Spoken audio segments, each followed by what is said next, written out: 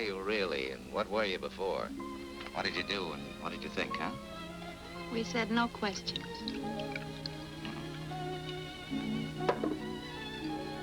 Here's looking at you, kid.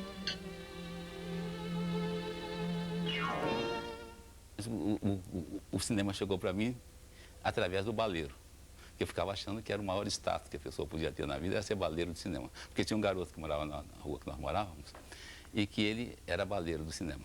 E a família era uma família assim, humilde, né?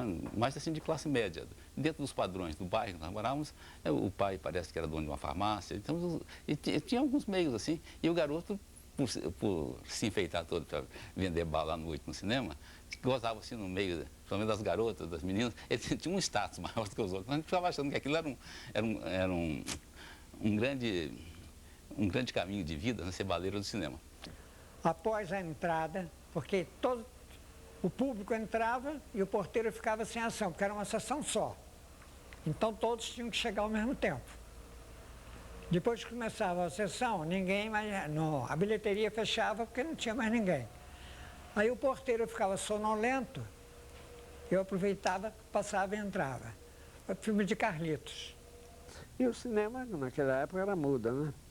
Então nós tínhamos, em geral, um pianista só, ou às vezes um flautista e um violinista.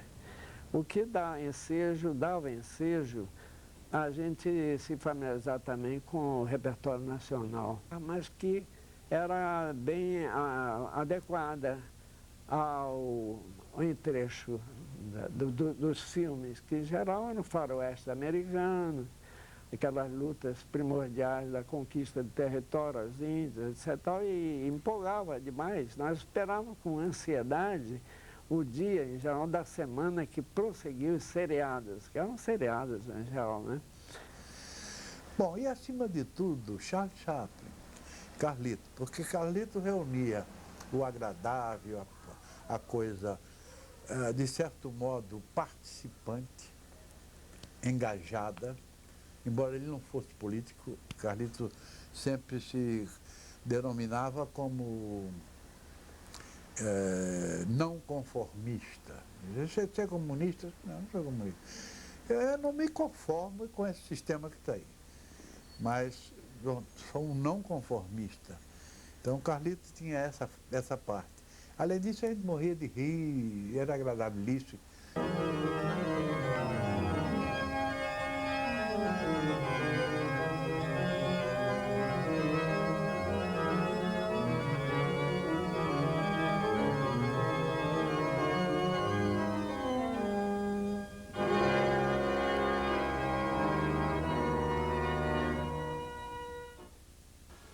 O cinema em Niterói, a rigor, começou em fins do século passado, princípio deste século.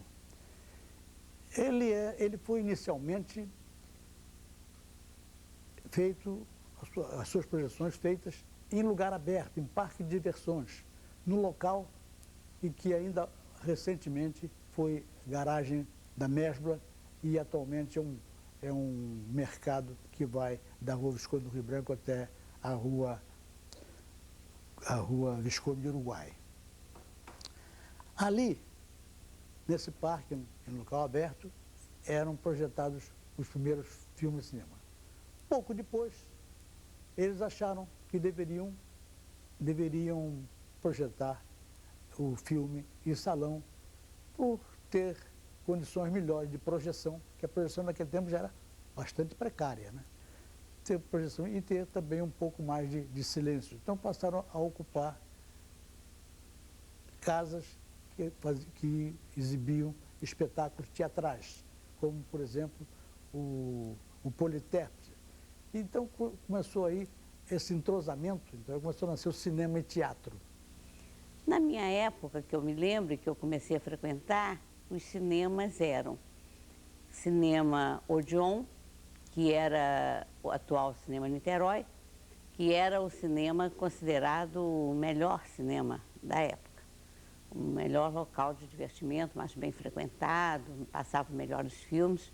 Tinha o Cinema Imperial, tinha o Cinema Éden e tinha o Cinema Central E no final da década bem no final da década de 30, foi inaugurado no Largo do Marrão, que hoje não existe mais, o Cinema Mandaro. O Cinema Mandaro tinha uma característica muito especial, que tinha primeira e segunda classe. Ele era dividido no meio e quem sentava mais perto da tela era a segunda classe. E dessa madeira para trás, dessa gradezinha de madeira para trás, era a segunda classe.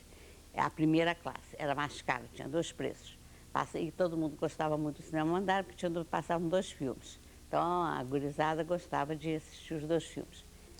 E o Cinema Poeira era o cinema ideal para o pobre, porque ele entrava de qualquer maneira e sempre passava 3 vezes mais que o outro cinema. Passava 3 filmes importantes, 3 jornais e, quando não tinha jornal, 3 comédias de 2 partes. Você sentava ali, ficava horas e horas e horas vendo cinema. Nós usávamos até, às vezes, aquilo para botar em dia o conhecimento de filmes que estavam em voga.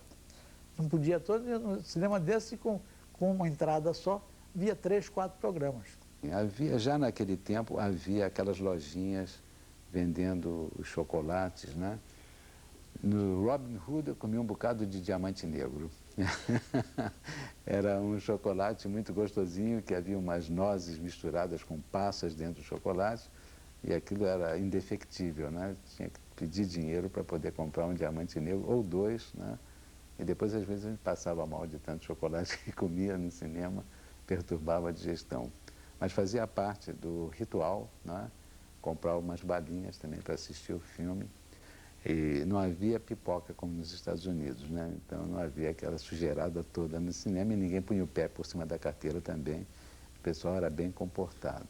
Lá, uma vez ou outra, havia uma baguncinha, mas havia o guarda, havia o rapaz da lanterninha, que ajudava também a encontrar o lugar necessário.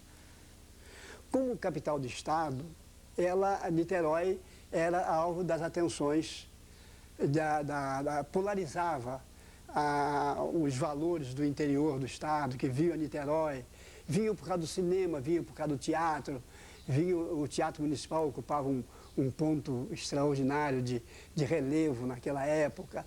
Então, Niterói era uma efervescência intelectual. Eu estava casado já. Uma noite fui com minha mulher ver um filme lá. E eu fui todo elegante com um paletó de camurça. Um paletó de camurça. Fui barrado no Cinema Central. Paletó de camurça não pode entrar. Eu não entrei. Voltei para no dia seguinte eu botar um paletó de fazenda para poder ir ver o cinema, ver o filme. Aquilo é que era a época boa, né? Eu era mais atraído para o faroeste, né? Que as crianças da época eram atraídas. Depois eu fui para Campos, fui morar num colégio que eu tinha que fugir do colégio para poder ir ao cinema, porque o colégio era batista, né? E eles eram meio intransigentes. Já naquela época, já não via com muito bons olhos o cinema. Eu acho que eles não viam, realmente eu que era muito rebelde. Eu fugia pelo muro e ia assistir os filmes de Tom Mix e Buck Jones no Coliseu. O cinema começava, apresentava o jornal, que na época foi uma época altamente política, né? Na época do Getúlio, do governo Getúlio, o DIP, Departamento de Imprensa e Propaganda. Então, havia muita exaltação à figura do presidente, à presença do presidente nos eventos políticos, nas manifestações cívicas. Então, era o jornal. Depois do jornal vinha o desenho. E, evidentemente, de 37 até 45 havia a censura de tudo e aí não podia criticar o governo. Quando muito, criticava através das revistas, que até o presidente Vargas gostava muito, né? O panorama do cinema era aquele, naturalmente, da época, e que contava essencialmente com filmes norte-americanos, como ainda hoje, infelizmente. E algumas tentativas de produções brasileiras foram tentadas, mas, lamentavelmente, toda a ideia, toda a iniciativa, nesse como nos demais sentidos, foram frustradas. Os filmes, eles eram mais, vamos dizer, eles eram românticos, mas eles não abordavam as grandes contradições, os grandes conflitos, raramente, a não ser O Vento Levou, que ficou famoso, mas eles não se aprofundavam numa verticalização com essas questões dos próprios conflitos íntimos, não é? Com a questão também de determinados campos da vida que são altamente discriminados. Hoje nós já temos filme abordando a questão da mulher, da questão do homossexualismo, não é? Eram filmes belíssimos, né? Eram filmes onde se sustentava profundamente na imagem, né? A imagem era fundamental porque o som não tinha importância, não tinha sonoridade, então a imagem tinha que responder toda a narrativa do filme, né? Todo o charme que o filme pudesse despertar no espectador. Com a vinda do som, né? Com a chegada do som, do cinema sonoro, as coisas se modificaram muito, porque aí você tinha que cuidar da imagem e cuidar do som. E cuidar, inclusive, da voz dos atores. E muitos atores que eram famosos na década de 20, na década de 30, quando começaram a fazer o cinema falado, né? O cinema sonoro, começaram a fazer diálogos e tudo isso, aconteceu que a voz do ator, às vezes, não combinava com o físico dele, né? E muitos dos atores famosos tiveram que ser dublados. Houve uma sessão no Imperial que fez história. Eles anunciaram a vida de Cristo colorida.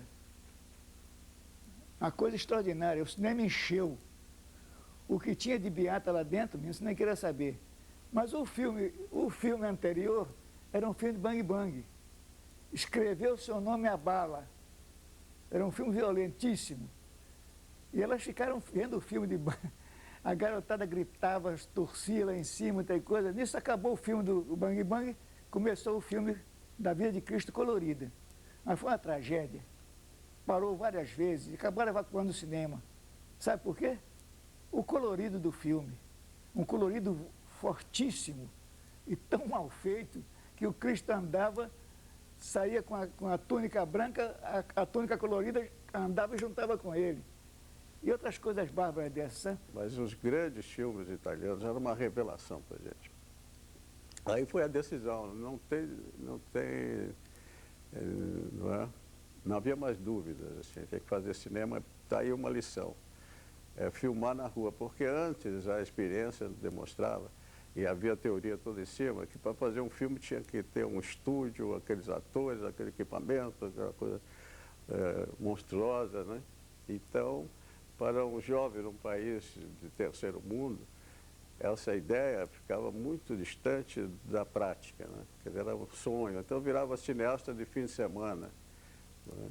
Além do mais, os cursos de cinema que existiam eram muito teóricos e jogavam Eisenstein na cabeça da gente e ninguém tinha coragem de fazer um filme no fim de semana, porque o cinema era Eisenstein. O Salva-Vida veio me dizer que estavam me procurando para fazer um teste para um filme que se chamaria El Justiceiro. Eu, com esse nome, achei que era um filme mexicano, que ninguém veria. Eu sempre fui bastante tímido e só com essa ideia de que provavelmente nem passaria aqui no Brasil, que eu fui lá assuntar se valia a pena ou não fazer esse teste. E ainda fiquei na porta, não sabia se entrava, se não entrava.